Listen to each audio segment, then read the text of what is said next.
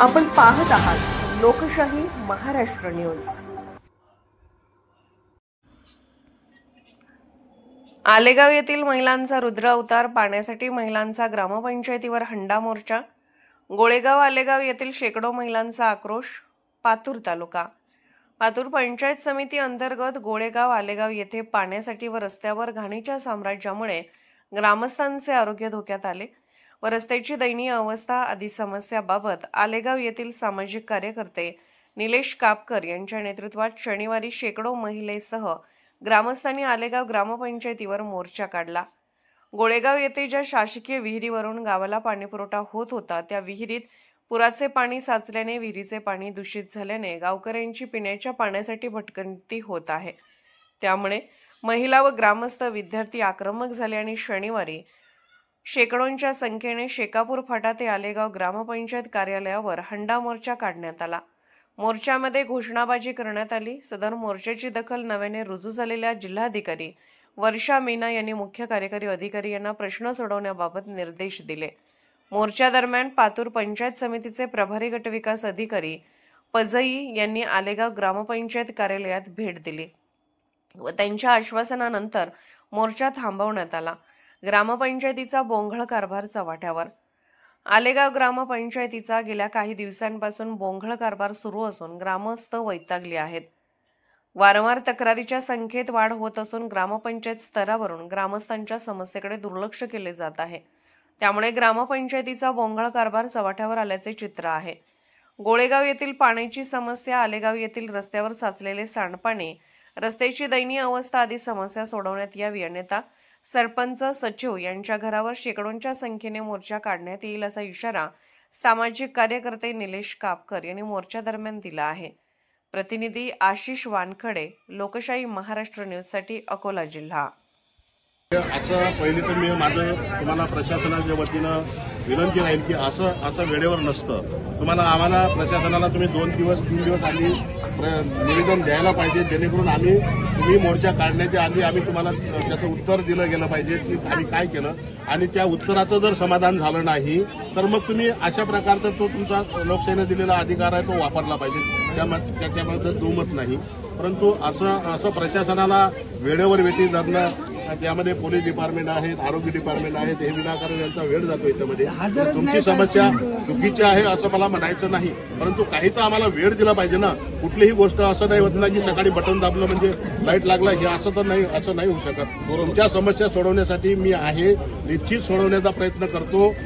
माऊलींनी ज्ञानेश्वरीमध्ये केलेला उपदेश आणि बाबासाहेबांनी दिलेलं संविधान याचा आधार घेऊन मी तुमच्या ज्या समस्या आहेत या निश्चितच कशा कुणाकडे मार्गी लावण्याचा आपण प्रयत्न करू, परंतु संविधानिक भाषेत बोला, संविधानिक भाषेत चर्चा करा, संविधानाच्या उद्देशानं आमच्याकडे या।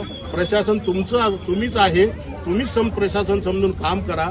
आपल्याच गावची समस्या आपल्या गावामध्ये सुटू शकते याचा विचार करा। तो तुम्हाला नसेल करता आम्ही सांगण्याचा प्रयत्न करतो। आता तुम्ही तो पाण्याचा प्रश्न मांडला पहिला, एकदम तुमचा प्रश्न रास्त आहे की ती विहीर, मी जे प्राथमिक माहिती घेतली की ती विहीर जी आहे त्या विहिरीमध्ये पुराचं पाणी गेलं आणि त्याला कठडं नाही आहे, त्याच्यावर जाळी पाहिजे। तर हे आणि त्याच्यासाठी ते पाणी शुद्ध करण्याकरता आपल्याला ते पाणी पूर्ण पहिले उपसावं लागेल। मी आता जी माहिती घेतली त्याच्यानुसार संध्याकाळपर्यंत आपल्या गावात ती मशीन मोटर त्या विहिरीवर पोहोचवत आहे ग्रामपंचायत प्रशासन आणि ते पहिले पाणी उपसणं झाल्यानंतर त्या विहिरीमध्ये टीसीएल पावडर टाकून तिथं पाणी शुद्धीकरण आपण त्या ठिकाणी करण्याचे ग्रामपंचायतला निर्देश या ठिकाणी देतो आहोत। नंतर तुमचा प्रश्न आहे नळाची व्यवस्था, तर तिथं पाणी पुरवठ्याची कुठली योजना होती, काय होती, जलजीवन मिशन होतं का, तर त्या माध्यमातून संबंधित पाणी पुरवठ्याचे जे अधिकारी आहेत यांच्याशी मी चर्चा करतो, त्यांच्यापर्यंत तुमचा प्रश्न पोहोचवतो, त्यांच्या माध्यमातून आपण तुमचा पाण्याच्या नळाची व्यवस्थेचा प्रश्न सोडतो। तिसरा प्रश्न तुमचा आहे की एसटीची व्यवस्था, तर एसटीची व्यवस्था आपण परिवहन खात्याचे अधिकारी जे आहेत त्यांच्यापर्यंत आम्ही तुमचं निवेदनाच्या मार्फत त्यांना आम्ही कळवतो की या गावातल्या विद्यार्थ्यांना, ग्रामस्थांना जाण्या येण्याची अडचण असल्यामुळे या ठिकाणी एसटीची व्यवस्था करणे अत्यावश्यक आहे, परंतु त्यांचेही काही नियम असतात परिवहन मंडळाचे, त्यांना तिथं एसटी चालवण्यासाठी काही अडचण आहे का, रस्ता योग्य आहे का नाही, ह्या बाबी ते तपासतील। त्यांच्या बाबी तपासल्यानंतर एसटी महामंडळच हा प्रश्न आपण त्यांच्याकडून सोडून घेऊ। त्याच्यानंतर तुमचं जाण्या येण्याची व्यवस्था झालं.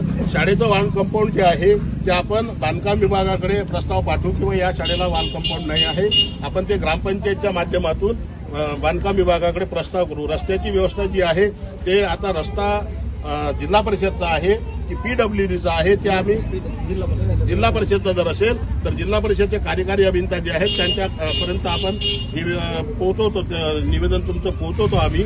त्यानंतर शौचालयाची जी व्यवस्था आहे तर शौचालयाच्या व्यवस्थेसाठी पंचायत समिती प्रशासनाच्या वतीनं जे काही हे शौचालयाचं काम करणारी माझी यंत्रणा आहे, मी तात्काळ गोडेगावला ती माणसं पाठवतो, तिथं सर्व्हे करायला लावतो ग्रामपंचायतच्या माध्यमातून किती लाभार्थ्याकडे शौचालय नाही आणि पुढची ज्यांच्याकडे शौचालय नसेल त्यांनी तुम्हाला कसं शौचालय उपलब्ध होईल याची आपण त्या ठिकाणी व्यवस्था करण्याचा प्रयत्न करतो आहोत. परंतु कृपा करून विनंती तुम्हाला हे राहील की शौचालय बांधल्यानंतर त्याचा वापर करा. माय मावल्यांनो, आम्ही जे काही चित्र पाहतो गावामध्ये शौचालय बांधतो ते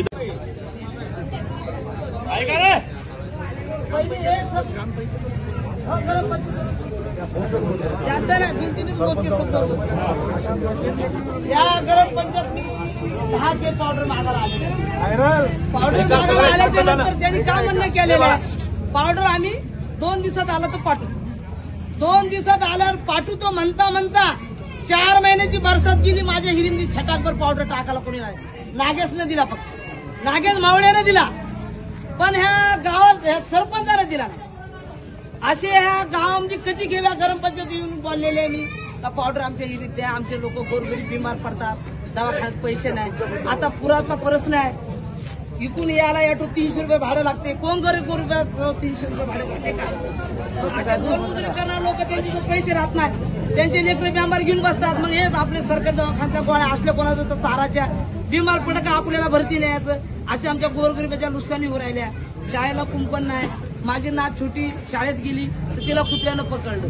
आज 15 ते 3 वार झालं, तिला पेपरवर बी आलेलं आहे. 6 तारखेचा पेपर आहे, वाचून बघा कोणाचा असेल तर. माझ्या नातीला म्या जाण्या येण्यात असं दवाखान्यात पैसे गेले ते माझी मलाच माहित आहे. अशा दवाखान्याचे आमच्या हिरीचा एक प्रश्न सॉल्व्ह तो करा. आम्ही इथल्या कमरीतल्या पाण्यातून बाजार नेतो, इथं तर फुल होऊ शकत नाही. आमच्या आता 20 वर्ष तर गेले, आम्ही मत टाकतो तेव्हापासून. तर माझं काय म्हणणं आहे, जे आम्हाला 2 टन गाडी शाळेच्या मुलं न्यायला द्या. 4 महिने आमच्या लेकराचं शिक्षण कोणाचं होत नाही, तर शिक्षणासाठी एक आम्हाला महामंडळ इष्टी द्या. आमच्या नदीला फुल तर होऊ शकत नाही. ज्या टायमाला कधी दुखलं तर गरोदर बाई असल्या काय असल्या, एक बाईची डिलिव्हरी आली तर पुलावरनं पाणी गोळेगावच्या इथलं. मी पाटलाच्या घरी दळायला गेले तर मी आम्हाला इथून अँब्युलन्स जाऊ शकत नाही. वरच्या पांदीतून अँब्युलन्स आली, ती डिलिव्हरी बाई अँब्युलन्स मध्ये गेली. मग अशा जर कोणत्या अडचणीच्या समस्या असल्या, कधी नदीला पाणी असलं तर आमच्या जीवाचा खतरा बिना मार्ग कोणताच नाही. तर माझं काय म्हणणं, ह्या गरम पंचायत काय सुविधा आल्या ते बी आम्हाला देण्यात यावा आणि आमच्या गोरगरिबाची काहीतरी अडचण तुम्ही सुना. बस एवढंच बोलून 2 शब्द मी संपवतो. बोला आता बोला निलेश बोला आता. मला एक सांगा, आम्ही निवेदन दिलं, आम्ही अर्ज दिले, तहसीलदार साहेब, बीडीओ साहेब, कालपासून वर्तमानपत्रात सुद्धा बातमी येऊ लागल्या की आज इथं उपोषण आहे म्हणून, इथं नाथनगरातल्या लोकांचा हंडा मोर्चा आहे म्हणून. तर हे प्रशासन का हजर नाही आहे? यांचे खोटेपणा आहे, यांचा बोगसपणा, यांचा भ्रष्टाचार आहे म्हणून आज गावाले फरार झाले. आज तुम्ही फरार झाले, उद्या तुमच्या घरावर मोर्चे आणू, उद्या तर येणार आहे तुम्ही गावात. हा मुद्दा तात्काळ सिरियसली सॉल्व्ह करा, नाही तर आज इथं आलो उद्या घरापर्यंत येऊ. आजच्या संदर्भात काय आता हे मोर्चा संदर्भात लोकशाही महाराष्ट्र न्यूज चॅनलला लाईक करा, शेअर करा आणि सबस्क्राईब करा.